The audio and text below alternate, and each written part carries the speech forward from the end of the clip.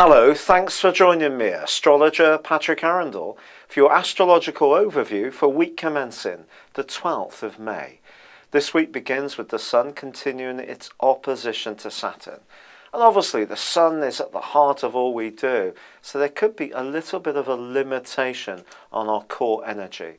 And with it being in Taurus, then the Sun and Saturn being in Scorpio, well, it points towards some kind of financial contraction or restriction, perhaps linked to global events, as there is less optimism due to what's happened before in April.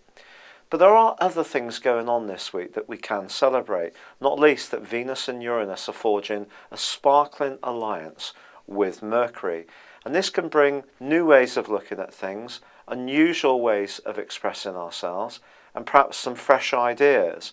However, we need to be conscious in love or in business of what the motive is of anyone that we're discussing things with, because something could seem very enticing this week, or should I say someone, but if we get caught up in it too quickly, impulsiveness, which comes from Uranus, then there may be that there's something that could come as a legacy. That's Pluto, the power. So if you are discussing something, do try to see the big picture and what the potential catches could be.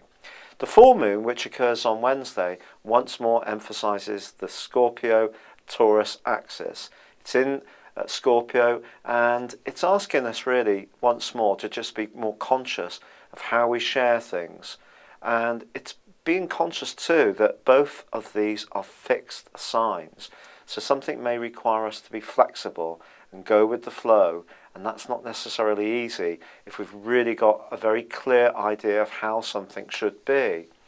By the end of this week, however, Mars, the power planet, which has been tracking backwards in Libra for the last 60 days, is preparing to start to go forwards.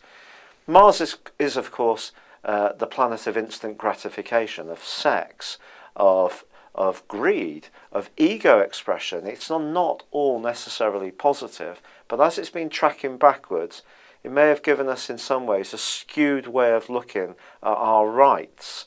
And I think as it goes forwards, that will become much less of an issue. I do hope that this is a good week for you. Thank you for joining me. Good luck and goodbye for now.